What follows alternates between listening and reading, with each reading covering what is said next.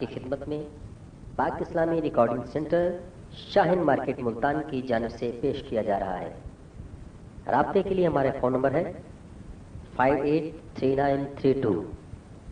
ہمارے ہاں تمام علماء کرام کی تقاریر، بین الاقوامی قرآ حضرات کی قرات، شعراء کرام کی حمدوں اور نعتوں پر مبنی کیسٹس اوریجنل ساؤنڈ پر ریکارڈ شدہ موجود ہیں۔ الحمد لله نحمده ونستعينه ونستغفره ونؤمن به ونتوكل عليه ونعوذ بالله من شرور أنفسنا ومن سيئات أعمالنا، من يهده الله فلا مضل له ومن يضلله فلا هادي له، ونشهد أن لا إله إلا الله وحده لا شريك له، ونشهد أن سيدنا ونبينا ومولانا محمدا عبده ورسوله، صلى الله تعالى عليه وعلى آله وصحبه وبارك وسلم تسليما كثيرا كثيرا. أما بعد، فأعوذ بالله من الشيطان الرجيم. بسم الله الرحمن الرحيم. قالت الأعراب آمنا قل لم تؤمنوا ولكن قولوا أسلمنا. وقال الله سبحانه وتعالى والذين جاهدوا فينا لنهدينهم سبلنا وإن الله لمع المحسنين. وقال الله سبحانه وتعالى يا أيها الذين آمنوا آمنوا بالله ورسوله. وقال الله سبحانه وتعالى والعصر إن الإنسان لفي خسر إلا الذين آمنوا وعملوا الصالحات وتواصوا بالحق وتواصوا بالصبر. وقال عليه الصلاة والسلام المؤمنون هينون لينون كالجمل الآنف إن قيد إن قاد وإن أنيخ على صخرة استناخ. وقال عليه الصلاة والسلام مثل المؤمن والإيمان كمثل فرس في آخيته يحول ثم يرجع إلى آخيته أو كما قال عليه الصلاة والسلام. میرا محترم دوستو، بزرگو، عزیزو، ہر شخص دین کے زندگی میں لانے کی مختلف کوششیں، مختلف شکلیں اور اس کے لیے مختلف محنتیں کر رہا ہے. حالانکہ یہ بات طے ہے اور مشاہدے میں ہے کہ امت میں دین، جس کو واقعی عملی دین کہتے ہیں، مشاہدے کا دین، مطالعے کا دین نہیں، مطالعے کا دین تو کتابوں میں ہے، مشاہدے کا دین، عملی دین، جو مسلمان کے سر سے لے کر پیر تک اس کے اعضاء سے ظاہر ہونے والا ہو،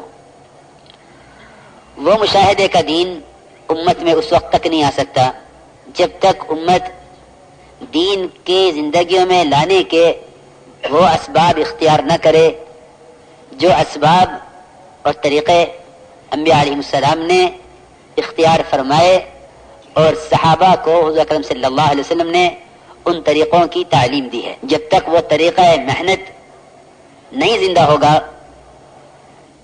زندہ ہونا افراد کا اس کو کر لینا نہیں ہے، بلکہ حضور اکرم صلی اللہ علیہ وسلم نے ایک مجموعہ صحابہ کرام کا تیار کیا تھا جو 100%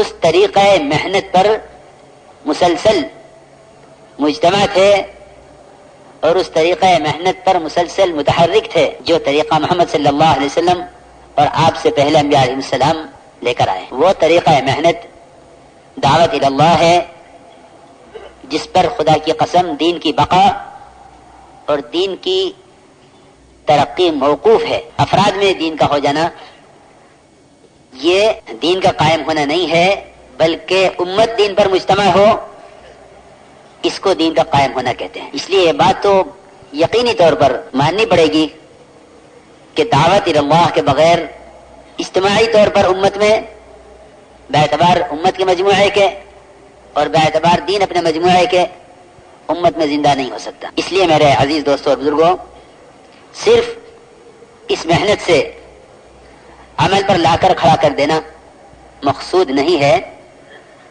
بلکہ امت کو اجتماعی طور پر تسلسل کے ساتھ اس محنت پر قائم کرنے کی محنت ہے، بلکہ اس محنت پر قائم رکھنے کی محنت ہے، جو محنت ایمان اور عبادات کے اندر اس لیے ترقی پیدا کرتی ہے کہ دعوت اللہ یہ سب سے بڑا ذریعہ اور یقینی سبب ہے اللہ رب العزت کے قرب کا، اور یقینی سبب ہے اس کی اطاعت میں آگے بڑھنے کا۔ جب تک ہم خصوصاً ان اجتماعات میں شرکت کرنے والے اور عموماً وہ امت جو ہم سے پیچھے ہے، جن تک یہ بات پہنچانا ہم میں سے ہر ایک کی ذمہ داری ہے،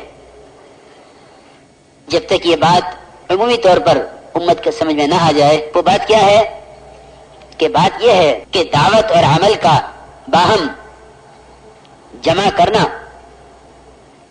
یہی ایک راستہ ہے دین کے اندر حسن پیدا کرنے اور دین پر استقامت کا۔ جب بھی ہم دین کے احیاء کے لیے سنت دعوت سے ہٹیں گے، اس میں سوائے تھکنے کے اور کچھ نہیں ہوگا، اور محنتیں بے نتیجہ ہوں گی، اور مزید میں عرض کروں کہ ایسے طریقے بھی معید من اللہ نہیں ہوں گے جن کا نام جہد ہو، لیکن وہ حضور اکرم صلی اللہ علیہ وسلم کے اور آپ کے صحابہ کے طریقے محنت سے ہٹے ہوئے ہوں۔ بلکہ میرے دوستو، بزرگوں، عزیزوں، ضروری بات میں اس پر عرض کروں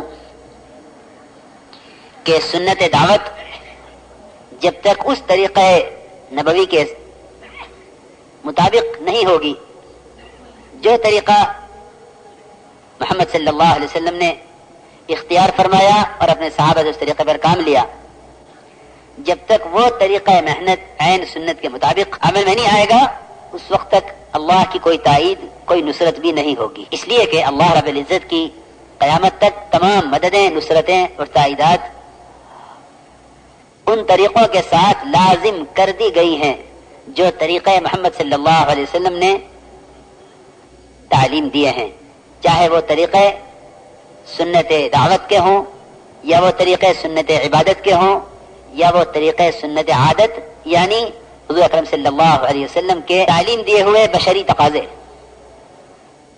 سنت دعوت، سنت عبادت اور سنت عادت۔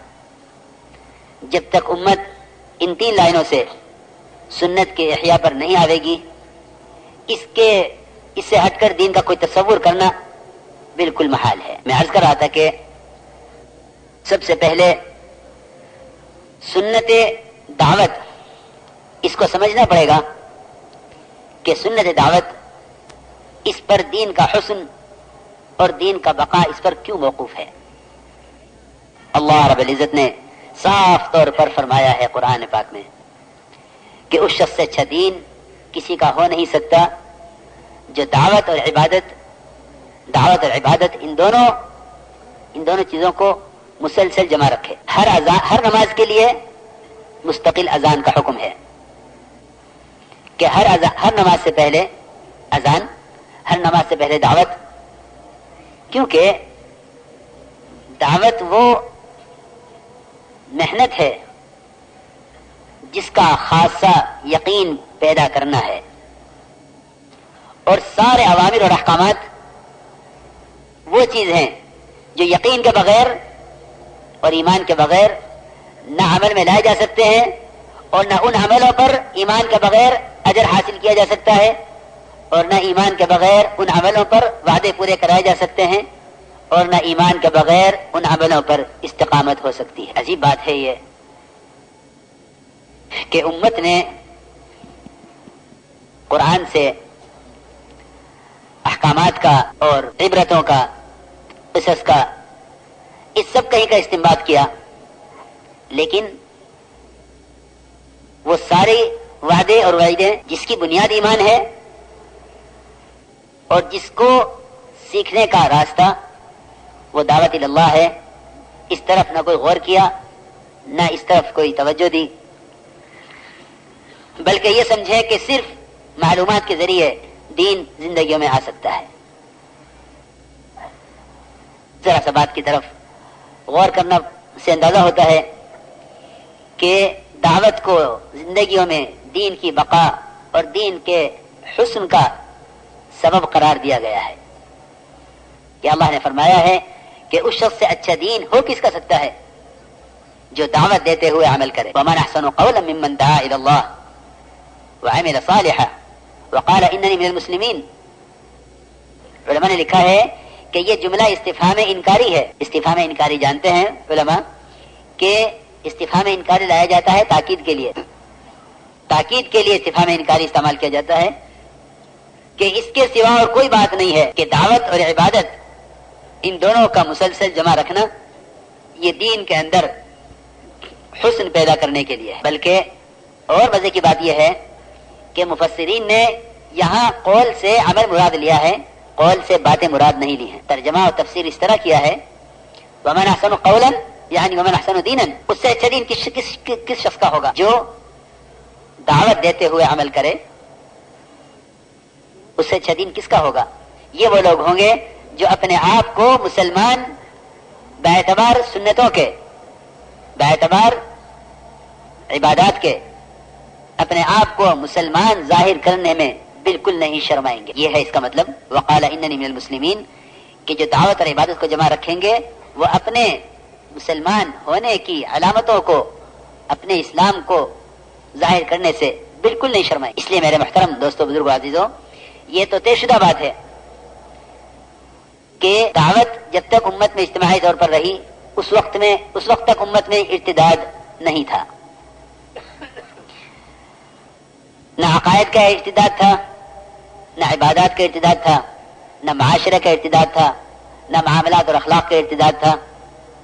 امت میں ارتداد آیا ہی جب سے ہے, جب سے دعوت اللہ امت کا اجتماعی کام نہیں رہا. جب سے دعوت اللہ امت کا اجتماعی کام نہیں رہا اس وقت سے تاریخ بالکل اسی گواہ ہے کہ اس وقت سے امت میں ارتداد آیا ہے. اس وقت سے امت میں ارتداد آیا ہے جب سے امت کا اجتماعی طور پر کام دعوت اللہ نہیں رہا. اس لیے سب سے پہلے ہمارے اس میدان میں جمع ہونے کا بنیادی مقصد یہ ہے کہ خود اپنی ذات سے اور ساری امت کو نقل و حرکت کے ذریعے اس طریقہ محنت پر لانا جو طریقہ محنت دین کی بقا کا سبب ہے. اس میں سب سے پہلی چیز جس کی نبیوں نے تعلیم دی ہے دعوت کے ذریعے, وہ سب سے پہلی بنیادی چیز ایمان ہے, جس پر میں نے عرض کیا کہ 4 بڑی بڑی چیزوں کا حاصل ہونا اس پر موقوف ہے. کہ ایمان کے بغیر اعمال پر اجر نہیں ملتا, ایمان کے بغیر اعمال پر وعدے نہیں پورے ہوتے, ایمان کے بغیر اعمال پر استقامت نہیں ہوتی, اور ایمان کے بغیر اعمال میں اخلاص بھی نہیں ہوتا. اعمال پر اجر, اعمال پر استقامت, اعمال میں اخلاص اور اعمال پر اللہ کے وعدوں کا پورا ہونا, یہ 4 بنیادی چیزیں ہیں جو ایمان کے بغیر حاصل نہیں ہوتی. اس لیے میرے بزرگ دوستو, عزیزوں, ہمیں سب سے پہلے اس محنت کے ذریعے اپنے یقینوں کو بدلنا ہے. سب سے پہلے اس محنت کے ذریعے اپنے یقینوں کو بدلنا ہے. یقین کی تبدیلی کے لیے ضروری ہے کہ اپنی زبان کے خصوصاً وہ کلمات جن سے اللہ کے غیر سے ذرہ برابر کسی عمل کے ہونے یا کسی نتیجے کے ظاہر ہونے کی اگر ذرہ برابر بھی زبان سے اس کا ایک جملہ کلمہ ظاہر ہوتا ہے تو وہ ایمان پر فوراً ضرب لگاتا ہے اور ایمان کا نقصان کرتا ہے. اس لیے انبیاء علیہ السلام کے ذریعے سب سے پہلے یقین کی تعلیم دی گئی ہے. ایمان خود سیکھنے کی چیز ہے, ایمان خود سیکھنے کی چیز ہے. ہم نے ایمان کو محض ایک خیالی چیز سمجھا ہے اب تک. اس کا دعویٰ کرنا بہت آسان ہے, لیکن اگر اس کو اس کی حقیقت کے ساتھ غور کیا جائے تو یہ ایک بہت قیمتی مایہ ہے. میں عرض کر رہا تھا کہ ایمان کی تعلیم دی گئی ہے اور اس ایمان کی تعلیم کا طریقہ بتلایا گیا ہے کہ اپنے ایمان کو مضبوط کرو ایمان کی تعلیم کے ذریعے سے. صرف ایمان کے مفہوم اور اس کے معنی کو سمجھ لینا, اس کو تو اسلام میں آنے کے لیے شرط قرار دیا گیا ہے. اسلام میں آنے کے لیے شرط قرار دیا گیا ہے. اسلام پر چلنے کے لیے, اللہ کے اوامر کو پورا کرنے اور اس کے نواہی سے بچنے کے لیے صرف اتنا کافی نہیں ہے, بلکہ طریقہ صحابہ کے مطابق روزانہ ایمان کی تقویت کے طریقے اور اس کے اعمال ہر امتی کو کرنے ہوں گے. یہ ایمان کی تعلیم کا راستہ ہے. حضور اکرم صلی اللہ علیہ وسلم نے اپنے صحابہ سے خود فرمایا کہ اپنے ایمان کی تجدید کرتے رہا کرو. یہ نہیں فرمایا کہ تم ایمان لا چکے ہو اب تم عمل کرو، بلکہ حارث بن مالک رضی اللہ تعالی عنہ جو سوئے ہوئے تھے آپ نے ان کو اٹھایا اور اٹھا کر پوچھا کہ اصبحت یا حارثہ، عرض کیا اصبحت مؤمنا حقا. آپ نے پوچھا کس حال میں صبح کر رہے ہو؟ عرض کیا کہ میں ایمان کی حقیقت کے ساتھ صبح کر رہا ہوں. آپ نے فوراً پوچھا کہ کیا دلیل ہے؟ خلاصہ یہ ہے کہ جو کچھ غیب میں آپ سے سنا تھا اس سب کو اپنی آنکھوں سے دیکھ رہے تھے. آپ نے بے شک یہ فرمایا عرفتہ، لیکن ساتھ ساتھ یہ بھی فرمایا فلزم، کہ بے شک تمہیں معرفت حاصل ہو گئی ہے لیکن اس پر جمع رہنا. میرے بزرگ دوستو عزیزو، ہمارا روزانہ کا ایک کام ہے ایمانی مجالس کے ذریعے اپنے ایمان کو تقویت پہنچانا غیب کے تذکروں کے ذریعے. ایمان بالغیب اصل ہے. علماء لکھا ہے جس چیز کی تصدیق دے کر کی جائے اس کو ایمان نہیں کہتے. جس چیز کی تصدیق دے کر کی جائے اس کو ایمان نہیں کہتے.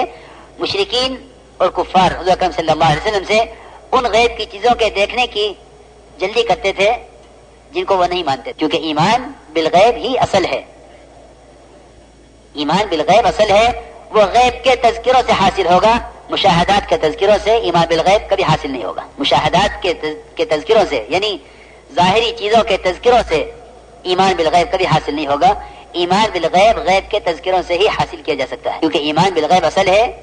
اس لیے محمد صلی اللہ علیہ وسلم کی لائی ہوئی تمام خبروں کو محمد صلی اللہ علیہ وسلم کے اعتماد پر یقینی ماننا، اسی کو ایمان کہتے ہیں.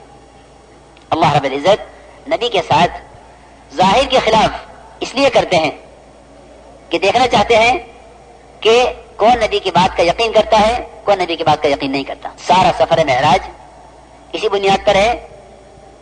یہ تو ایمان کا امتحان ہے، اور عمل کا امتحان یہ ہے کہ نماز کے درمیان تحویل قبلہ،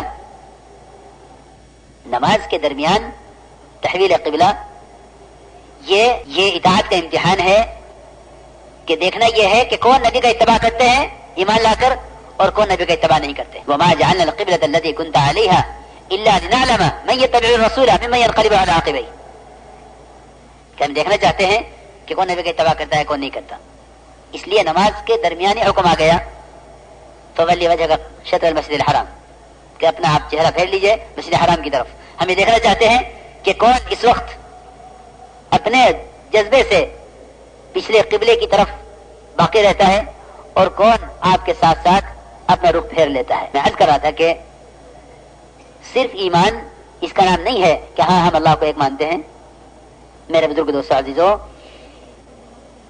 آپ پوچھئے مشرکین سے آسمان زمین کس نے بنائے تو وہ یقین کے ساتھ کہیں گے، تاکید کے ساتھ لَخَلَقَهُنَّ الْعَزِيزُ الْعَلِيمُ. سوال تو اس بات کا ہے کہ محمد صلی اللہ علیہ وسلم کے طریقوں پر اور آپ کی لائی ہوئی خبروں پر آپ کا ایمان کتنا آمادہ کرتا ہے. سوال تو اس بات کا ہے کہ محمد صلی اللہ علیہ وسلم کے طریقوں اور آپ کی خبروں پر آپ کا ایمان آپ کو کتنا آمادہ کرتا ہے. اصل تو ایمان کا پیمانہ وہ یہ ہے، اصل ایمان کا پیمانہ یہ ہے کہ میں عرض کر رہا تھا کہ ایمان بالغیب اصل ہے، جو غیب کے تذکروں سے، جس کی غیب کے تذکروں سے تعلیم دی گئی ہے. اس کے ساتھ ساتھ میں ایک طریقہ کار سے متعلق ایک بات میں عرض کرنا چاہتا ہوں. ساتھیوں کو چاہے وہ نہیں لگے لیکن وہ حقیقت ہے. ہمارے گشتوں اور ملاقاتوں کا مقصد دعوت کے ذریعے ہر ایمان والے کو مادی نقشے سے نکال کر مسجد کے ماحول میں ایمان اور تعلیم کے حلقوں میں جوڑنا ہے. یہ میں ایمان کی مجالس جو صحابہ کرام قائم کیا کرتے تھے، یہ ان کی اجتماعی سنت ہے جس کو امت اجتماعی طور پر بھولے ہوئے ہے، اور سمجھانے کے باوجود یہ سمجھتے ہیں کہ یہ کوئی آج کی نئی بات عرض کی جا رہی ہے، حالانکہ یہ صحابہ کرام کی یعنی کا معمول ہے، صحابہ کی سنت ہے کہ آؤ بیٹھو کچھ دیر کے لیے اپنے رب پر ایمان لے آویں. ہماری ملاقاتیں بالکل خدا کی قسم بعینہ ہی صحابہ کی نقل اور صحابہ کی سنت ہے. عبداللہ بن رواحہ رضی اللہ تعالیٰ عنہ وہ ملاقاتیں کر کے لوگوں کو جمع کرتے تھے کہ آؤ بیٹھو ہمارے ساتھ کچھ دیر کے پر ایمان لے آویں. معاذ بن جبل رضی اللہ عنہ کا عمل تھا کہ آؤ بیٹھو کچھ دیر کے پر ایمان لے آویں. ایمان کی مجالس سے تقویت پاتا ہے، یہ بات یقینی ہے، حق ہے. یہ بات یقینی ہے، حق بات ہے کہ ایمان کی مجالس سے اور غیب کے تذکروں سے تقویت پاتا ہے. یہ بات یقینی ہے، اس میں کوئی شک نہیں کہ اللہ رب العزت کا انفرادی ذکر یہ بھی دلوں کی صفائی کرتا ہے اور دلوں کے ضم کو صاف کرتا ہے. لیکن میرے عزیز دوستوں اور بزرگوں، یہ بات بالکل حق ہے کہ صبح سے شام تک جن کے تذکرے ہوں گے دل میں ان کا یقین جگہ بنائے گا. ہم اللہ کا ذکر تو بے شک کرتے ہیں لیکن اللہ کے تذکرے نہیں کرتے. اس کے تذکرے اس کی صفات کے ساتھ، اس کے تذکرے اس کی قدرت کاملہ کے ساتھ، یہ مستقل عمل ہے. میں عرض کر رہا تھا کہ صحابہ کرام ایمان کی مجلسوں میں اللہ کی قدرت، اس کی عظمت، اس کی نعمتوں کے تذکرے کرتے تھے جس سے منعم کے، انعام کرنے والے کے احسانات کو یاد کرتے تھے. یہ میں روایت عرض کر رہا ہوں، روایت کا مفہوم. آپ نے پوچھا صحابہ سے کہ تم بیٹھے ہوئے کیا کر رہے ہو؟ کہ ہم اللہ کی تعریف کر رہے ہیں اس پر کہ اللہ نے ہمیں اسلام کی ہدایت دی ہے. میں عرض کر رہا تھا کہ ایمانی مجالس سے ایمان کو تقویت کا ملنا یقینی بات ہے. امام بخاری رحمۃ اللہ علیہ نے جو بخاری شریف میں ترجمۃ الباب قائم کیا ہے، ایمانی مجالس سے ایمان کو تقویت پہنچنے کے بارے میں جو ترجمۃ الباب قائم کیا ہے، اس ترجمۃ الباب میں معاذ بن جبل رضی اللہ تعالیٰ کا عمل نقل کیا ہے کہ سارے صحابہ میں سب سے بڑے عالم اور فقیہ، سب سے زیادہ حرام حلال کو جاننے والے، ان کا معمول یہ تھا کہ وہ لوگوں سے ملاقاتیں کرتے تھے، بلا کر بٹھاتے تھے اپنے ساتھ کہ آؤ کچھ دیر کے لیے پر ایمان لے آؤ. میں نے یہ درمیان میں یہ بات اس لیے عرض کی ہے تاکہ ہم اس وقت کام کے کسی بھی طریقہ کار کو کوئی نئی چیز نہ سمجھیں، بلکہ ہمیں زندگی میں دین لانے کے لیے محنت اور سفر وہیں سے شروع کرنا پڑے گا جہاں صحابہ کرام نے کام کو چھوڑا ہے. اس لیے میرے دوستو بزرگوں، روزانہ ہر مسجد کی جماعت کا یہ کام ہے کہ وہ ملاقاتوں کے ذریعے لوگوں کو گھروں سے، ان کے دفتروں سے، ان کی دکانوں سے، سارے مادی نقشوں سے دعوت دے کر مسجد کے ماحول میں جمع کرے. جو آنے سے عذر کرے بے شک اس سے وہاں بات کر لی جائے اور اس سے مسجد کے لیے وقت کا مطالبہ ضرور کیا جائے، کیونکہ ایمان والوں کے مسجد کو آباد کرنے کا جو سب سے قدیم اور اہم عنوان ہے وہ ایمان کی مجلسیں ہیں. یہ مجلس صحابہ کرام احکامات کے آمد سے پہلے بھی قائم کرتے تھے. خود فرماتے ہیں صحابہ کرام کہ رباط، جو ہم چوکیاں قائم کرتے تھے دشمن کے خلاف، وہ تو ہم نے شروع کر دی تھی قتال کا حکم آنے سے پہلے. قتال کا حکم آنے سے پہلے جو حلقے لگائے جاتے تھے وہ حلقے ہوتے تھے ایمان اور تعلیم کے، جس ماحول میں یقین تقویت پاتا ہے. اس لیے میرے دوستو بزرگو عزیزو، یہ ہمارا کام کا ایک بنیادی، یعنی یہ کام کا ایک بنیادی اصول ہے کہ ہر ایمان والے کو دعوت کے ذریعے مادی نقشے سے نکال کر لاویں اور مسجد کے ماحول میں ایمان اور تعلیم کے حلقوں میں جوڑیں. تو میں عرض کر رہا تھا کہ اس میں سب سے اہم چیز ہے غیب کے تذکرے، کیونکہ ایمان بالغیب اصل ہے. اس میں سب سے اہم چیز ہے غیب کے تذکرے کہ ایمان بالغیب اصل ہے. زمین و آسمان کے درمیان کے سارے نقشے، یہ سارے نقشے، ان نقشوں سے حالات کے بدلنے، بگڑنے، سدھرنے کا خدا کی قسم کوئی تعلق نہیں. ان سے حالات عالم کا کوئی تعلق نہیں. نظام کائنات بدلتا ہے احکامات کے اعتبار سے، کیونکہ احکامات یہ اللہ کی سنت ہے. نظام کائنات اللہ کی سنت نہیں ہے. جو نظام کائنات کو اللہ کی سنت سمجھیں گے ان پر احکامات مشکل ہو جائیں گے اور وہ کائنات کے نظام کی وجہ سے احکامات سے بالکل رخ پھیر لیں گے. اس لیے یاد رکھو کہ اللہ کی سنت وہ احکامات ہیں، کائنات اللہ کی سنت نہیں ہے، کیونکہ کائنات میں بہت تبدیلیاں ہیں، اللہ کی سنت میں کوئی تبدیلی نہیں ہے. اگر کائنات اللہ کی سنت ہے تو سنت میں تبدیلی ممکن نہیں ہے.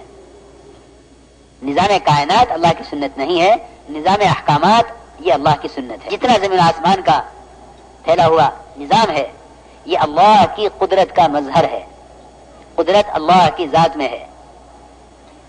یقین کی تقویت کا جو سب سے پہلا بنیادی سبب ہے وہ اللہ رب العزت کی قدرت کو، اس کی عظمت کو، اس کی بڑائی کو دعوت کے ذریعے اپنے اندر اتارنا ہے. یہ سب سے پہلا کام ہے. ایمان کی مجلسوں میں اور ایمان کے حلقوں میں بیٹھ کر اللہ کی قدرت کے، اس کی عظمت کے، اس کی بڑائی کے، اس کی توحید کے تذکرے کرنا، اللہ کی وحدانیت کو بولنا بذات خود مقصود ہے. علماء نے لکھا ہے کہ احکامات کا علم بذات مقصود نہیں ہے، احکامات کا علم محدود ہے جو عمل کے لیے مقصود ہے. جب یہ حکم کے علم سے فارغ ہو گیا تو اب اس کے ذمہ علم کے مطابق عمل کرنا رہ گیا. احکامات کے علم سے فراغت ہو جائے گی کیونکہ وہ عمل کے لیے ہے، لیکن اللہ رب العزت کی توحید کو بیان کرنے سے مومن کو فراغت نہیں ہے، کیونکہ اللہ کی توحید کو بیان کرنا بذات خود مقصود ہے. اللہ کی توحید کو بیان کرنا بذات خود مقصود ہے. اس لیے ساری نیکیوں کا مدار توحید پر ہے، ساری نیکیوں کا مدار توحید پر ہے کہ اللہ کی توحید کو بیان کرنا بذات خود مقصود ہے. احکامات کا علم بذات مقصود نہیں ہے، وہ عمل کے لیے مقصود ہے. نماز کا علم حاصل کر لیا، نماز کے علم سے فراغت ہو گئی، نماز اب اس طرح پڑھو. زکوٰۃ کا علم حاصل کر لیا، زکوٰۃ کے علم سے فراغت ہو گئی، اب زکوٰۃ اس طرح ادا کرو. حج کا علم حاصل کر لیا، علم سے فراغت ہو گئی، اس فریضے کو اس طرح ادا کرو. لکھا ہے علماء نے کہ احکامات کا علم بذات مقصود نہیں، وہ عمل کے لیے مقصود ہے، لیکن اللہ رب العزت کی توحید کو بیان کرنا بذات خود مقصود ہے، حکم ہے. یا ایھا الناس وحدوا اللہ، اے لوگو اللہ کی توحید کو بیان کرو، اے لوگو اللہ کی توحید کو بیان کرو. توحید کے بیان کرنے کا کیا مطلب ہے؟ صرف اتنا کہنا کہ اللہ ایک ہے نہیں. یاد رکھو اللہ کی توحید کا بیان کرنا اصل یہ ہے کہ جتنے اس کے ماسوا نقشے اور شکلیں بنی ہوئی ہیں ان سب کا انکار کرو قدرت کے مقابلے میں. اس کو کہتے ہیں توحید بیان کرنا، اس کو کہتے ہیں توحید بیان کرنا. کیونکہ یقین کو شکلوں سے اللہ رب العزت کی ذات عالی کی طرف پھیرنا، اس رخ کو پھیرنے کے لیے اللہ کے ماسوا کا انکار یہ سب سے پہلی شرط ہے. یہ سب سے پہلی شرط ہے. توحید کا بیان کرنا یہ نہیں میں اللہ کو ایک مانتا ہوں. جتنی شکلیں ہیں ان ساری شکلوں کا انکار کرنا ہوگا.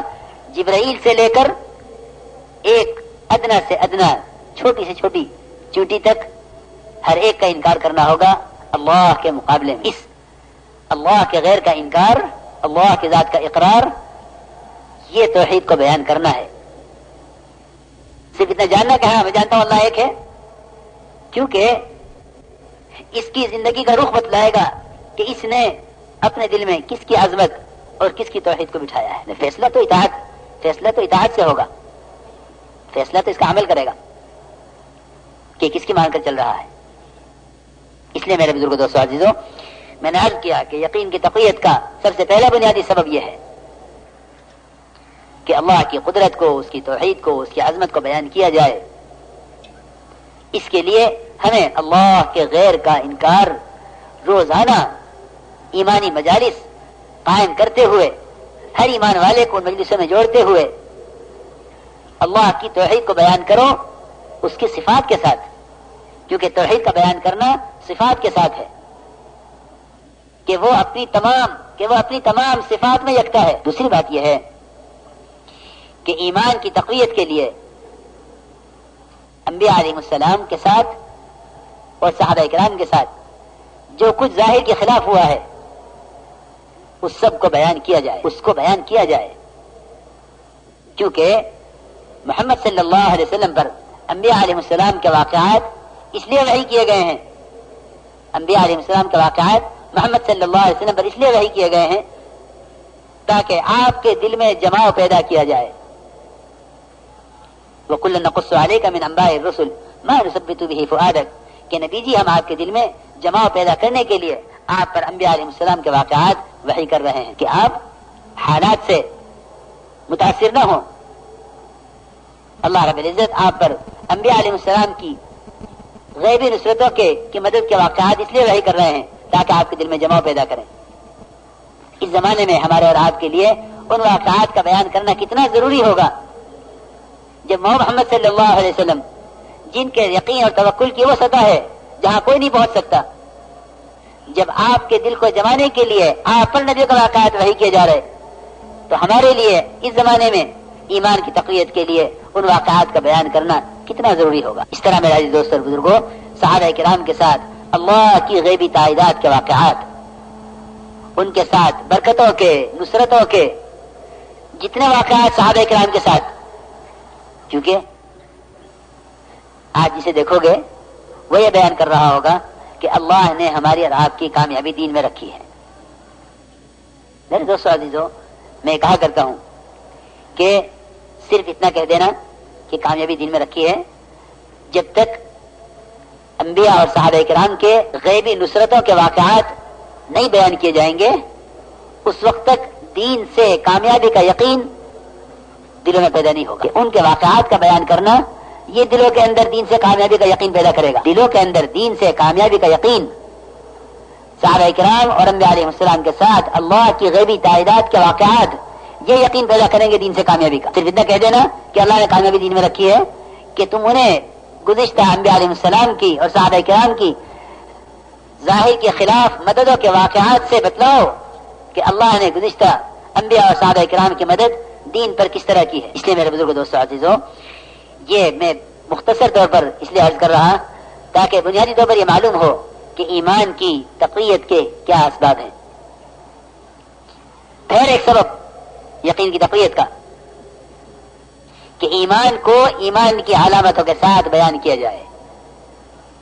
ایمان کو ایمان کی علامتوں کے ساتھ بیان کیا جائے. ایک صحابی نے عرض کیا کہ یا رسول اللہ، ایمان کسے کہتے ہیں؟ آپ نے فرمایا اذا سرت کا حسنت کا وساعت کا سیئت کا فانت مومن، کہ جب تجھے نیکی خوش کرے، گناہ غمگین کرے، جان لے کہ تو مومن ہے. یہ تو ایک ایسی علامت ہے کہ ہر شخص فیصلہ کر سکتا ہے کہ اس کے ایمان کا کیا حال ہے. آپ نے فرمایا کہ جب تجھے نیکی خوش کرے، گناہ غمگین کرے، جان لے کہ تو مومن ہے. حدیث میں آتا ہے کہ مومن اللہ کی اطاعت میں نکیل پڑے ہوئے اونٹ کی طرح ہے، کہ مومن اللہ کی اطاعت میں نکیل پڑے ہوئے اونٹ کی طرح ہے.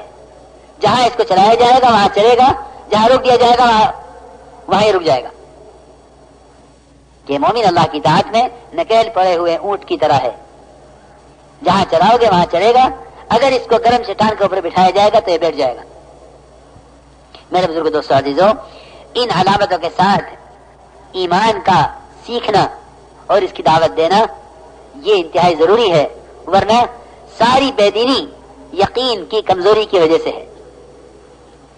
ساری بے دینی یقین کی کمزوری کی وجہ سے ہے. ایک شخص اپنے حالات زندگی کو لے کر یہ سوچتا ہے کہ میرے حالات مجھے اجازت نہیں دیتے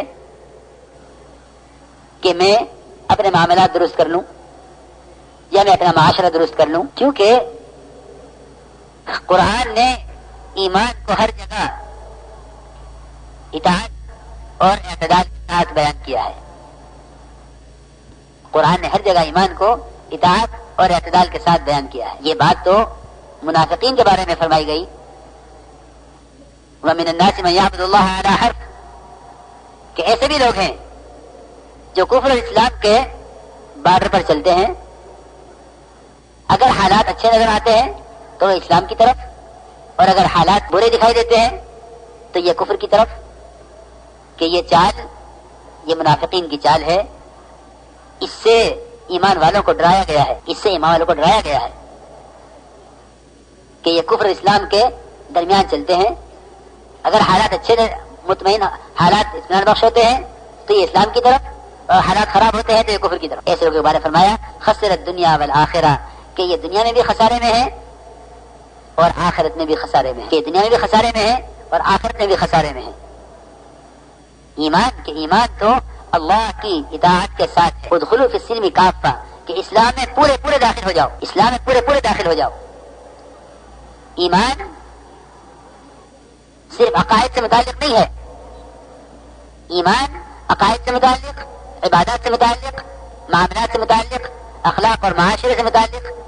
ایمان نے تو اللہ کے سارے احکامات کا ایسا احاطہ کیا ہوا ہے کہ کسی زمانے میں کوئی ادنا سنت بھی ایمان کے دائرے سے خارج نہیں ہو سکتی. اس لیے میرے محترم دوستو، بزرگوں، عزیزوں، ایمان اطاعت والا سیکھنا ہوگا. اس لیے اللہ رب العزت نے ایمان لانے کا حکم ایمان والوں کو دیا ہے. یہ خیال کرنا کہ دعوت غیروں کے لیے ہے، نہیں، دعوت خود ایمان والے کے لیے ہے. غیروں کو اسلام کی دعوت بے شک ہے. روایت میں دیکھو ملے گا اسلم تسلم، اسلام لے آؤ محفوظ ہو جاؤ گے. لیکن ایمان لانے کا حکم خود ایمان والوں کو ہے. یا ایھا الذین آمنوا آمنوا، ایمان والوں تم ایمان لاؤ. بلکہ ایمان کے لیے بھی صحابہ کرام کو نمونہ اور سطح بنا دیا گیا ہے.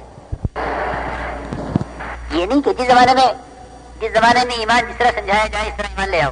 نہیں، اس طرح ایمان لاؤ جیسا ایمان صحابہ کرام لائے. آمنوا کما آمن الناس،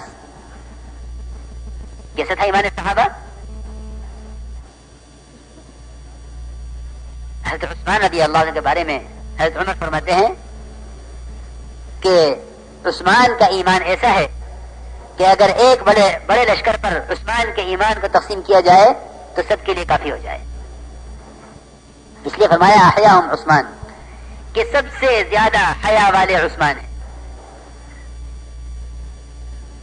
کہ یہاں ایمان حیا کے اعتبار سے بتلایا جا رہا کہ سب سے زیادہ حیا والے عثمان ہیں. کہ حیا ایمان کا شعبہ ہے. عثمان سب سے بڑے حیا والے ہیں. کہ عثمان کا ایمان اگر بڑے لشکر پر تقسیم کر دیا جائے تو پورے لشکر کے لیے، ہر فرد کے لیے اتنا تقسیم میں آ جائے گا جتنا ایمان ہونا چاہیے. یہ ایمان صحابہ ہے. اس کو ہمیں صحابہ کے طریقے پر ہی سیکھنا ہوگا کہ ایسے ایمان لاؤ جیسے ایمان صحابہ کرام لائے ہیں. وہ ایمان اور تعلیم، ایمان اور علم، ان دونوں چیزوں کو مسجد سے سیکھا کرتے تھے. میرے بزرگ دوستو، عزیزو، اس زمانے میں سب سے بڑی کمی یہ ہوئی کہ علم مسجد سے نکل گیا. حکم علی اثر رحمۃ اللہ علیہ کہ حوادث زمانہ کی وجہ سے علم مسجد سے نکل گیا ہے. ورنہ علم اور ایمان ان دونوں چیزوں کو مسجد میں ایک ساتھ سیکھا جاتا تھا. اس لیے حدیث میں بھی دونوں کو جمع کیا گیا ہے. میں یرید العلم والایمان یؤتیہ اللہ، کہ آپ نے فرمایا کہ جو شخص علم اور ایمان چاہے گا اللہ اس کو دیں گے. یہ علم اور ایمان مسجد سے ایک ساتھ سیکھتے تھے. تو ان کا ایمان اور علم وہ ان سے بھی اطاعت کرواتا تھا، اور ایک مرتبہ محلے میں ایک حکم کا پہنچا دینا سارے محلے کے لیے اس طرح اطاعت کرواتا تھا کہ صرف کان میں بات پڑھنے کی دیر ہے، یہ ہمیں میں کوئی داخل نہیں کریں گے. کہ ایک صحابی نے سنا مسجد میں کہ شراب حرام کر دی گئی ہے. انہوں نے سنا، اعلان کر دیا کہ لوگوں سن لو، شراب حرام کر دی گئی ہے. وہ شراب جس پر سارے مدینے کی معیشت کا اور تجارت کا مدار تھا، اور عادت ایسی تھی شراب کی کہ بچے کی گھٹی سے لے کر سکرات تک ایسے شراب کے عادی. لیکن یہ ممکن نہیں ہے کہ ایمان ہو اور پھر حرام پر عمل ہو. یہ ممکن ہی نہیں ہے کہ ایمان کے ساتھ کوئی حرام کام ہو.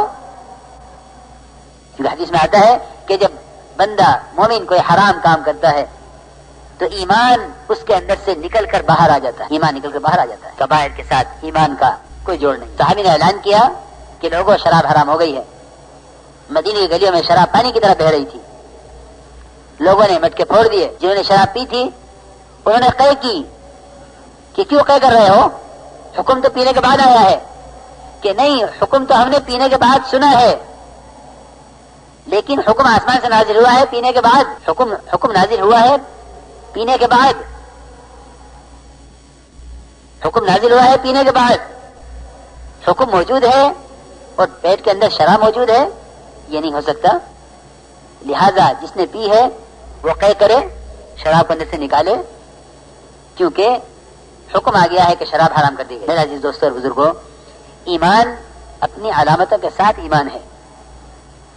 جب علم اور ایمان دونوں ایک ساتھ سیکھے جا رہے تھے تو یقین علم پر فوراً عمل کرواتا تھا۔ پھر میں کیا عرض کروں کہ صرف علم سیکھا جاتا ہے، ایمان نہیں سیکھا جاتا۔ امت میں بے دینی صرف جہالت کی وجہ سے نہیں ہے، باوجود علم کے بے دینی ہے، وہ جانتا ہے کہ یہ حرام ہے۔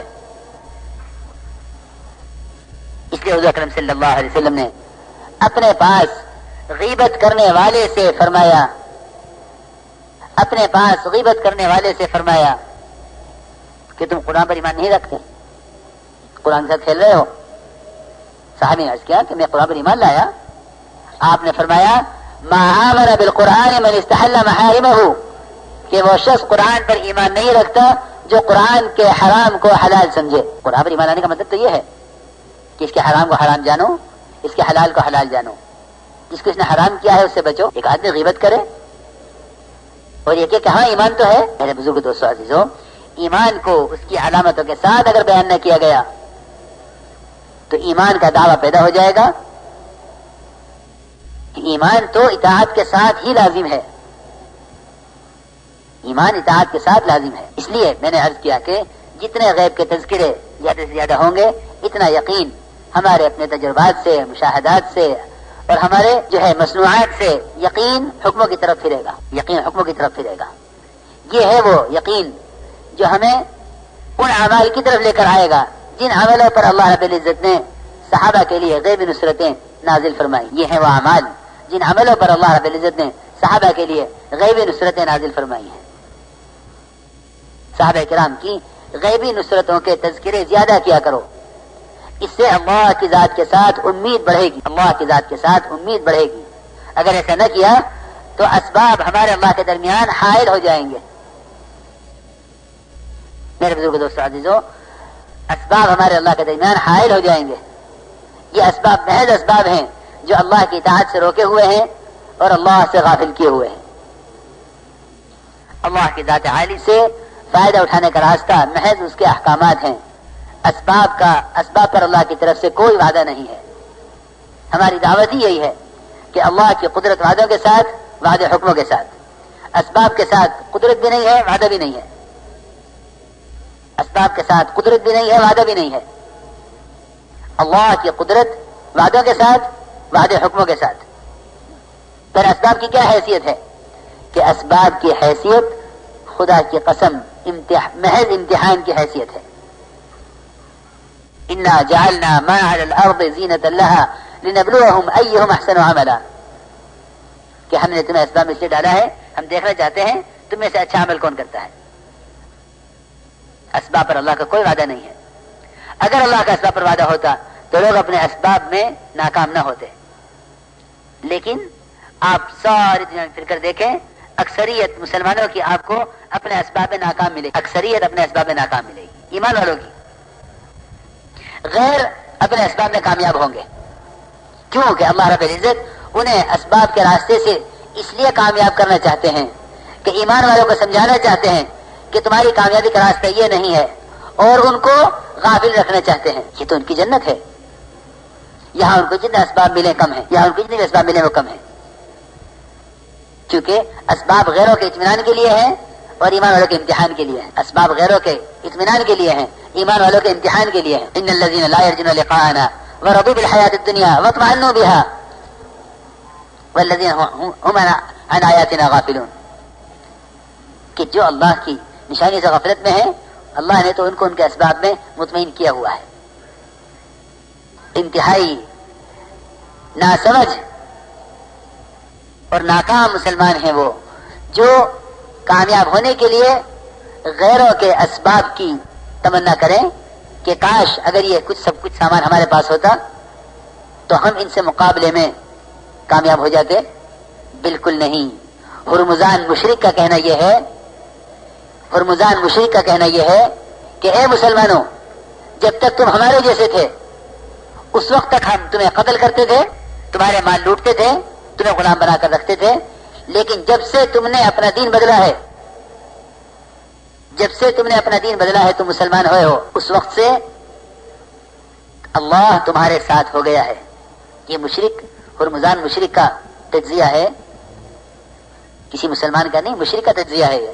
ہرمزان مشرک نے خود کہا کہ جب سے تمہارا اللہ تمہارے ساتھ ہوا ہے، جب سے تم نے اپنا دین بدلا ہے. میرے بزرگ دوستو عزیزو، اگر مسلمان کے اپنے اندر کا جذبہ یہ ہے کہ اگر کائنات کے نقشے ہمارے ہاتھ میں ہوتے تو ہم کائنات والوں سے مقابلے میں کامیاب ہو جاتے، خدا کی قسم اللہ رب العزت ایسے مسلمانوں کو ہر محاذ ہر موقع پر ناکام کرنے والے ہیں جو غیروں کے اسباب کے حریص ہو کر رہے ہیں. اللہ نے جب فیصلہ کیا ہے کامیابی کا، محض اعمال پر کیا ہے، اسباب پر کبھی فیصلہ نہیں کیا. اس لیے اللہ کی ذات عالی سے براہ راست فائدے اٹھانے کے لیے اللہ کے احکامات ہیں. کائنات اللہ کی ذات سے فائدہ اٹھانے کا ذریعہ نہیں ہے. آج جس کو دیکھو گے وہ اللہ کے سامنے اپنے اسباب رکھ کر دعا مانگ رہا ہوگا، اے اللہ یہ میری دکان ہے، تو نفع دینے والا ہے. یعنی حیرت کی بات ہے کہ لوگ سمجھتے ہیں کہ اسباب ہم اختیار کریں گے، کامیاب اللہ کریں گے. کتنی بڑی غلط فہمی ہے اور کتنا بڑا دھوکہ لگا ہے کہ اسباب اختیار ہم کریں گے، کامیاب اللہ کریں گے. میرے بزرگ دوستو عزیزو، یہ بات سمجھ میں آنی بہت مشکل ہے کہ اسباب اختیار کر کے کامیاب کرنے کا جو معاملہ ہے وہ اللہ کا غیروں کے ساتھ ہے، ایمان والوں کے ساتھ اللہ کا یہ معاملہ اور یہ طریقہ نہیں ہے. یہ بات سمجھ میں آنا اس لیے مشکل ہے کہ ہم نے اپنے مسائل کو نظام کائنات پر تقسیم کر لیا ہے، احکامات سے اور قدرت سے نظام کائنات کا کوئی تعلق نہیں رکھا. یاد رکھو میرے دوستو، اللہ کی ذات عالی سے فائدہ اٹھانے کا راستہ کائنات اور اس کے نقشے نہیں ہیں. اللہ کو سبب پیش کرنا یہ تو اس کی قدرت کا انکار ہے، یہ تو اس کی قدرت کا انکار ہے. اس کو تو وہ پیش کرو جس پر اس کا وعدہ ہے. اس کا اسباب کے ساتھ دے، بغیر اسباب کے دے، اس کا اختیار اللہ کو ہے. اللہ رب العزت اسباب کے راستے سے دیں یا بغیر اسباب کے دیں، اس کا اختیار اللہ کو ہے. ہمارے اور اللہ رب العزت کے درمیان اسباب کسی درجے میں بھی ذریعہ نہیں ہے، چاہے وہ، اور سنو غور سے، چاہے وہ حلال اسباب ہی کیوں نہ ہو، ہمارے اللہ کے درمیان وہ ذریعہ نہیں ہے. ہمیں حلال اسباب کے ذریعے کمانے کا حکم ہے، لیکن یہ شکلیں اللہ کی ذات سے فائدہ اٹھانے کا راستہ نہیں ہے. اللہ کی ذات عالی سے فائدہ اٹھانے کا راستہ محض اس کے احکامات ہیں. ایاک نعبد و ایاک نستعین، یہ تو جملے ایسے ہیں کہ انہوں نے تمام شکلوں پر پانی پھیر دیا کہ اے اللہ، جس طرح تیری ذات تنہا ہے استعانت کے لیے کہ تیرے غیر سے مدد نہیں لی جا سکتی، اسی طرح ہم نے تجھے خالص کیا ہے عبادت میں کہ تیرے غیر کی عبادت نہیں کی جا سکتی. ان دو لفظوں نے ثابت کر دیا کہ اللہ کی ذات سے فائدہ اٹھانے کا راستہ اس کے احکامات ہیں. ہم خاص کر تیری عبادت کرتے ہیں، تجھ سے مدد لیتے ہیں. ہم نے غلطی یہ کی کہ دعاؤں کو جوڑا اسباب کے ساتھ. کہ اسباب میں لگو پھر دعا مانگو. اللہ نے دعاؤں کو جوڑا ہے عبادات کے ساتھ. ایاک نعبد و ایاک نستعین. ہم نے دعاؤں کو جوڑا اسباب کے ساتھ کہ سبب اختیار کرو اور اسباب اختیار کر کے دعا مانگو تو تمہاری دعا سے تمہارے سبب میں کامیابی آ جائے گی. حالانکہ دعاؤں کو جوڑا گیا ہے عبادات کے ساتھ.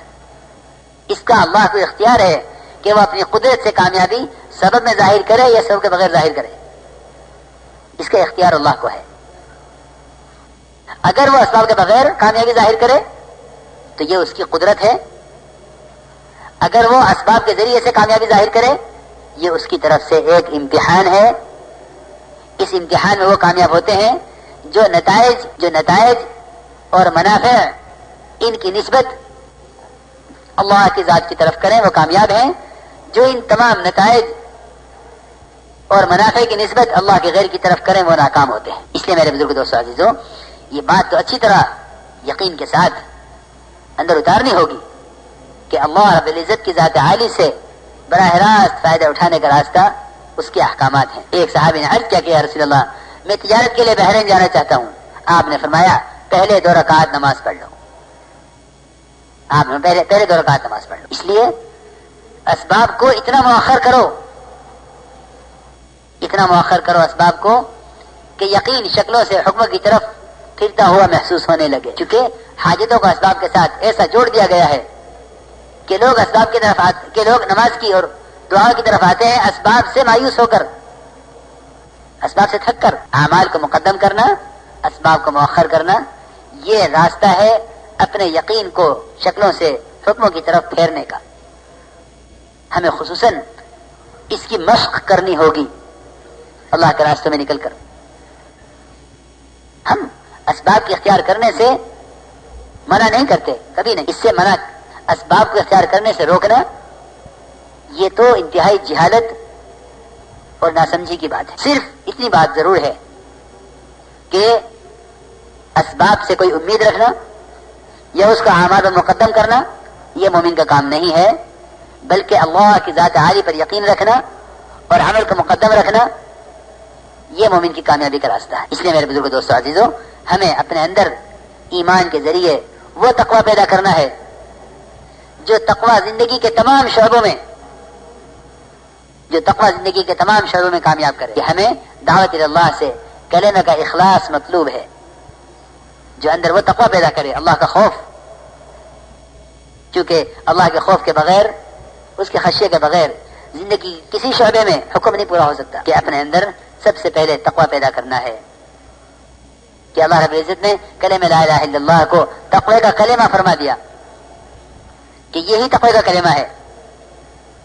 تقوی مومن کی شان ہے اور ساری نیکیوں کا اس پر مدار ہے. التقوی ملاک الحسنات، کہ ساری نیکیوں کا مدار تقوی پر ہے. تقوی کسے کہتے ہیں؟ تقوی کہتے ہیں اللہ سے تنہائی میں ڈرنے کو. ابن عباس رضی اللہ تعالیٰ فرماتے ہیں کہ جو شخص چھپ کر کوئی گناہ کبیرہ کر رہا ہو اور یہ خیال پیدا ہو کہ کسی نے دیکھا تو نہیں، کہ کسی کے دیکھنے کا خیال آنا، یہ خیال اس گناہ سے زیادہ بڑا گناہ ہے جو گناہ وہ چھپ کر رہا تھا. کیونکہ واللہ احق ان تخشاہ، کہ اللہ سے بڑھ کر کوئی ذات اس کی حقدار نہیں بن سکتی کہ اس سے ڈرا جائے. اللہ سے بڑھ کر کوئی مخلوق، کوئی ذات.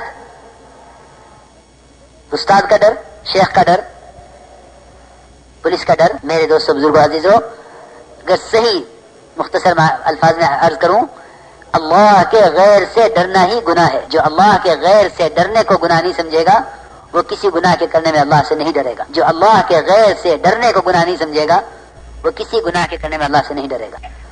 اس لیے تقویٰ کوئی خیالی چیز نہیں ہے. یہ تقویٰ گردن جھکا کر چلنے کا نام نہیں ہے. کہ عمر رضی اللہ تعالیٰ نے ایک آدمی کو دیکھا جو جھک کر چل رہا تھا تو اس کے سینے پر ہاتھ مار کر فرمایا التقویٰ ہاں ہونا، کہ اللہ کا خوف وہ تو دل میں ہوتا ہے. اس لیے یاد رکھو کہ جب تک اللہ کی ذات عالی کا وہ تعلق جس سے اندر تقویٰ پیدا ہوتا ہے اگر وہ دل میں نہیں ہے تو باہر کے مفتیان کرام جو چاہے اس کو فتویٰ دیتے رہیں. اس کا سب سے بڑا مفتی وہ اس کے اپنا دل ہے. اس حدیث میں آتا ہے استفتی قلبک، کہ اپنے دل سے پوچھ ولو افتاک المفتون، کہ باہر کے مفتی جو چاہے فتویٰ دیتے ہوں تو اپنے دل سے پوچھ. اور یہ بات خدا کی قسم یقینی ہے کہ جس کے دل میں تقویٰ اور اللہ کا خوف ہوگا اس کو گناہ یقیناً کھٹکے گا، چاہے اس کو اس عمل کے گناہ ہونے کا علم ہو یا نہ ہو. اس شخص کو اس عمل کے گناہ ہونے کا علم ہو یا نہ ہو، جس کے دل میں ایمان ہوگا اس کو گناہ یقیناً کھٹکے گا. اس لیے فرما دیا کہ گناہ وہ ہے جو تیرے دل میں کھٹکے، گناہ وہ ہے جو تیرے دل میں کھٹک پیدا کرے. تقویٰ کسی لفظ کا نام نہیں ہے، تقویٰ تو ایک حقیقت ہے. تقویٰ ایک حقیقت ہے جو اندر اللہ کا خوف پیدا کرے. اگر یہ تقویٰ وہ تقویٰ ہے ہی وہ جو صبر کے ساتھ ہو، بغیر صبر کے تقوی نہیں ہوتا. صبر اور تقوی میرے دوستو عزیزو اصل میں ایک ہی چیز ہے. صبر اور تقوی ایک ہی چیز ہے. صبر کہتے ہیں حالات کے مقابلے میں حکم پر جمنا، اس کو صبر کہتے ہیں. یہ صبر کا جو اس زمانے میں صبر کی جو تعلیم دی جا رہی ہے نا اس زمانے میں مسلمانوں کو، وہ تعلیم دی جا رہی ہے کہ تمہاری پٹائی ہوتی رہے، تم صبر کرتے رہو. اس تکلیف پر اور اس صبر پر اللہ کی طرف سے مدد آ جائے گی. دیکھو میری بات ذرا سا دھیان سے سننا. اس صبر پر کبھی مدد نہیں آتی جو صبر گناہوں کے ساتھ، اللہ کے حکموں کو توڑنے کے ساتھ جو صبر کیا جاتا ہے، اس صبر پر کبھی مدد نہیں آیا. صبر اس صبر پر مدد فوراً آ جاتی ہے جو صبر تقوی کے ساتھ، جو صبر تقوی کے ساتھ کیا جائے. اس لیے قرآن میں جہاں اٹھا کر دیکھو گے صبر کے ساتھ تقوی آگے پیچھے ضرور ملے گا. انہ من یتق ویصبر، سارا قصہ یوسف علیہ السلام کا صبر اور تقوی پر ہی ختم ہو رہا ہے.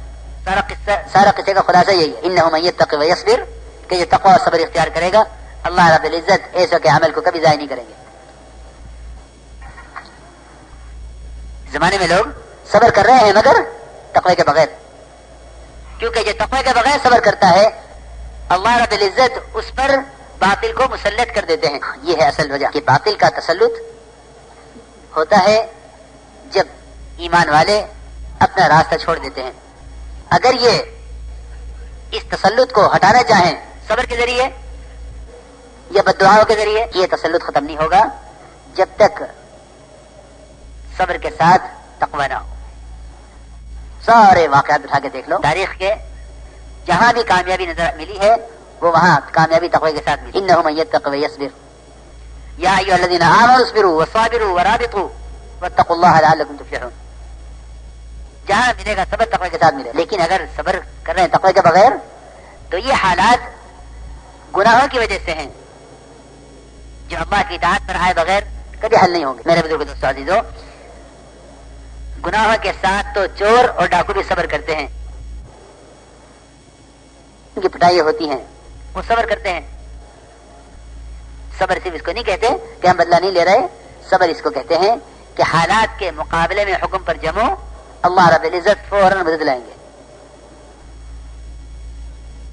اللہ فوراً مدد لائیں گے کہ صبر کے کہ تقوی کے ساتھ صبر فوراً مدد لے آئے گا.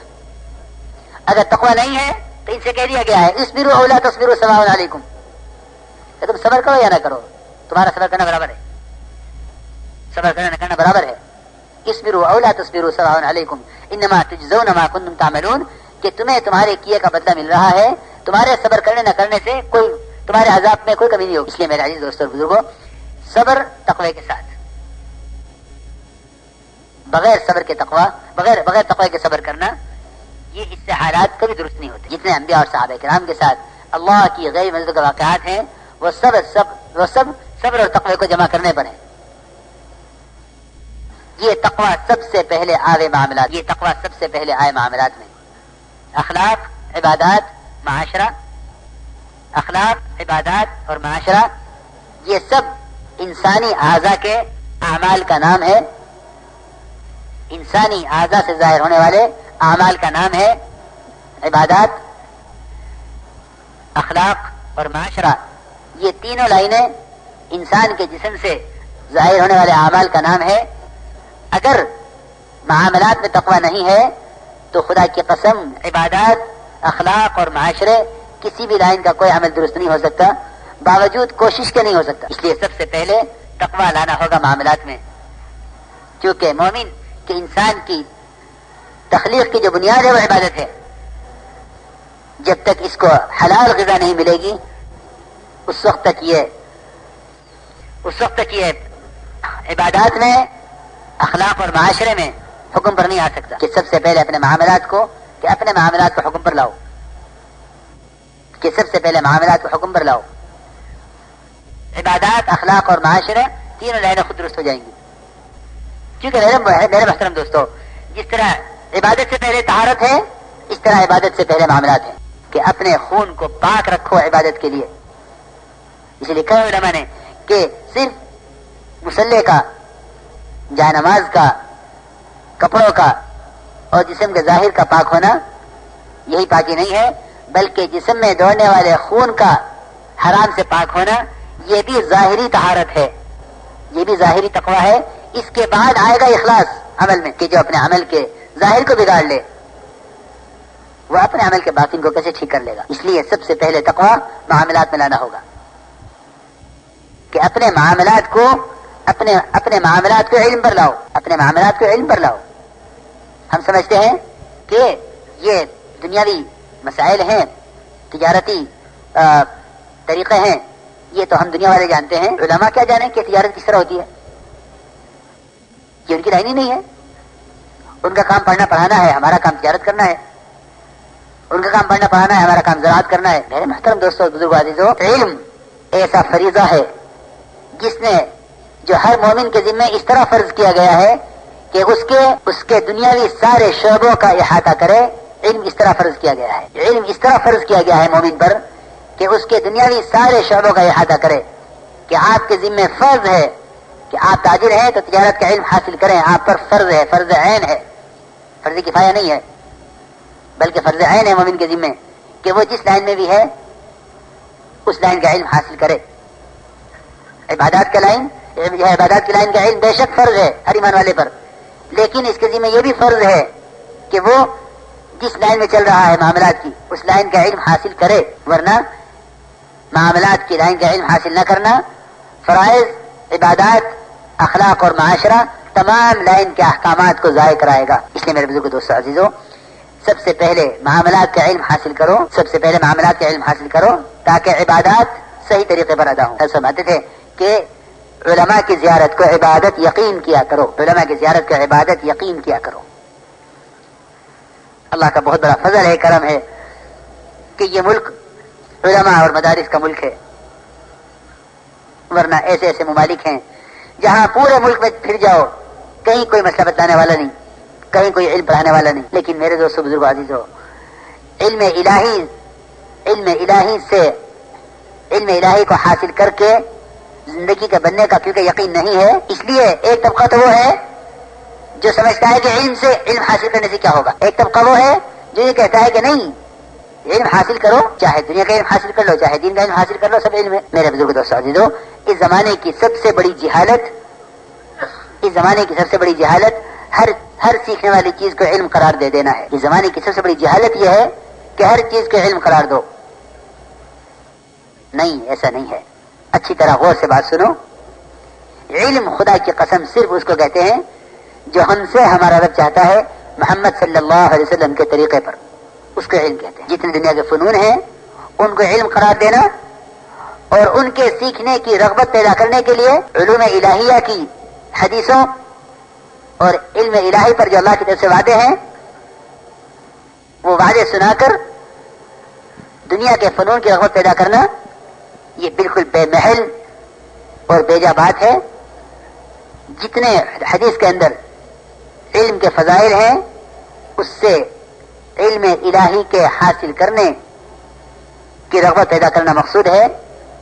دنیا کے فنون، دنیا کے تجربات، ان کا سیکھنا ایک ضرورت ہے، اس پر حدیثوں کو فٹ کرنا یہ انتہائی ناواقفیت اور جہالت کی بات ہے کہ محض اہل دنیا کے مشاہدے اور ان کے تجربات ہیں۔ خدا کی قسم، علم صرف وہ ہے جو ہم سے ہمارا رب چاہتا ہے محمد صلی اللہ علیہ وسلم کے طریقے پر، کیونکہ اللہ والے علم سے پلنے کا یقین نہیں ہے۔ اللہ اکبر! میں تو اس حدیث کو پڑھ کر حیران رہ گیا جس میں آپ نے فرمایا من لم یتغنى بالقرآن فلیس منا، کہ جو قرآن پڑھ کر بھی غنی نہ ہو وہ ہم میں سے نہیں ہے۔ جو قرآن پڑھ کر بھی غنی نہ ہو وہ ہم میں سے نہیں ہے۔ علماء نے، محدثین نے اس روایت کے ایک معنی یہ بھی لکھے ہیں، اس روایت کے یہ بھی عام معنی ہے کہ جو قرآن کو خوش الحانی سے نہ پڑھے وہ ہم میں سے نہیں ہے۔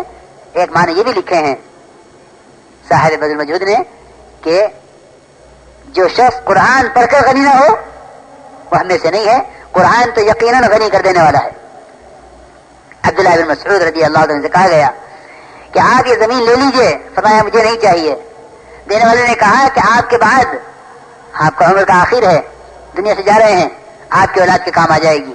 فرمایا کہ میں نے اپنے گھر والوں کو سورہ واقعات سکھلائی ہوئی ہے، اس لیے مجھے ان کے بارے میں فقر کا کوئی اندیشہ نہیں ہے. علم الہی سے پلنے کا کیونکہ یقین نہیں ہے، اس لیے دنیا کے فنون غالب آ گئے.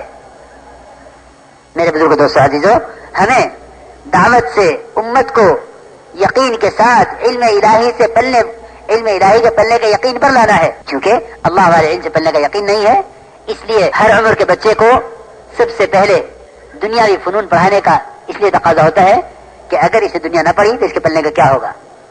میرے بزرگ دوستو عزیزو، اللہ والے علم سے پلنے کا یقین،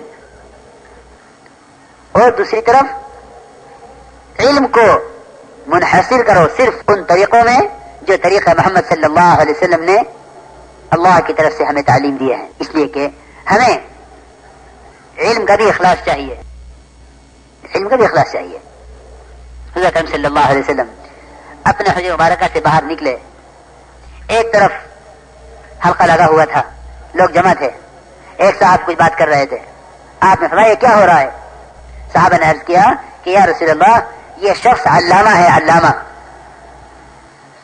فرمایا آپ نے ومن علامتو، علامہ کس چیز کو کہتے ہیں؟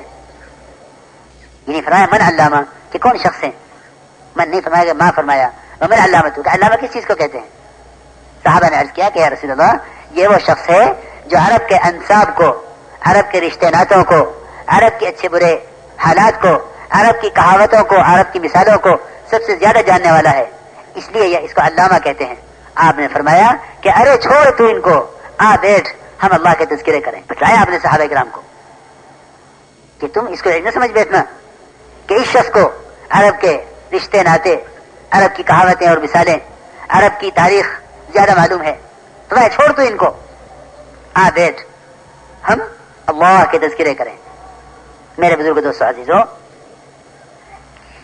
علم میں لگنا اس بات کی تحقیق میں لگنے کو کہتے ہیں کہ اللہ ہم سے کیا چاہتا ہے، ورنہ اللہ اکبر کسی زبان کو علم قرار دے دینا یہ بڑی جہالت ہے.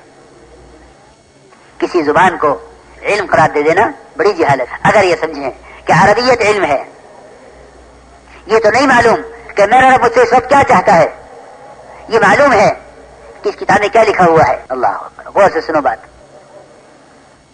عربیت کا جاننا علم نہیں ہے، اس کا جاننا علم ہے کہ میرا رب مجھ سے کیا چاہتا ہے.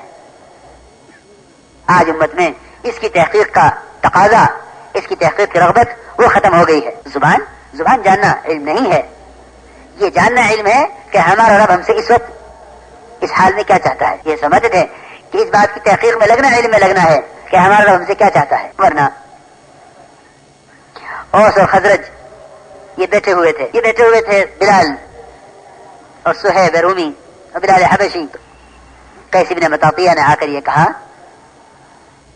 کہ ہم اہل عرب، ہم عربی جاننے والے، ہم زیادہ حقدار ہیں نبی کی مدد کے اور نصرت کے، کیونکہ ہم اہل لغت ہیں. یہ بلال اور صہیب یہ کیا مدد کریں گے نبی کے دین کی جو مدد ہم کر سکتے ہیں، کیونکہ ہم اہل زبان ہیں. عمر رضی اللہ تعالی عنہ قیس بن مطاطیہ کو پکڑ کر لے گئے حضور اکرم صلی اللہ علیہ وسلم کی خدمت میں، اور جا کے عرض کیا کہ یا رسول اللہ اس نے یہ کہا ہے کہ نہیں، میں ساری بات اس پر سنا رہا ہوں کہ کسی بھی لائن کا کوئی فن حاصل کر لینا، دنیا میں 4 دن کی زندگی تو اس سے گزر جائے گی، لیکن خدا کی قسم آخرت کی ہمیشہ کی کامیابی کا جو مدار ہے وہ صرف علم الہی کے حاصل کرنے پر ہے. اس پر میں یہ واقعہ عرض کر رہا کہ زبان کو، عربیت کو اصل سمجھا محمد صلی اللہ علیہ وسلم کے لائے ہوئے دین پر آپ کی مدد کرنے کے لیے. تو عمر رضی اللہ تعالی عنہ پکڑ کر لے آئے قیس بن مطاطیہ جس نے یہ بات کہی. حضور اکرم صلی اللہ علیہ وسلم کو اس بات پر شدید غصہ آیا کہ یہ کیوں کہا کہ عربیت زیادہ حقدار ہے نبی کی مدد کی. آپ نے آ کر خطبہ دیا، آپ انتہائی غصے میں تھے، صحابہ جمع ہو گئے. آپ نے فرمایا کہ یہ عربیت نہ یہ تمہاری ماں ہے نہ تمہارا باپ ہے جس پہ تم فخر کرو. یہ تو ایک زبان ہے، عربی زبان، نہ تمہاری ماں ہے نہ یہ تمہارا باپ ہے. جس کو عربی زبان آتی ہے وہ عربی کہلاتا ہے. پھر آپ نے فرمایا, حضرت عمر نے کہا یا رسول اللہ اسی کا دن اڑا دوں؟ آپ نے فرمایا کہ نہیں, دعہ فی النار,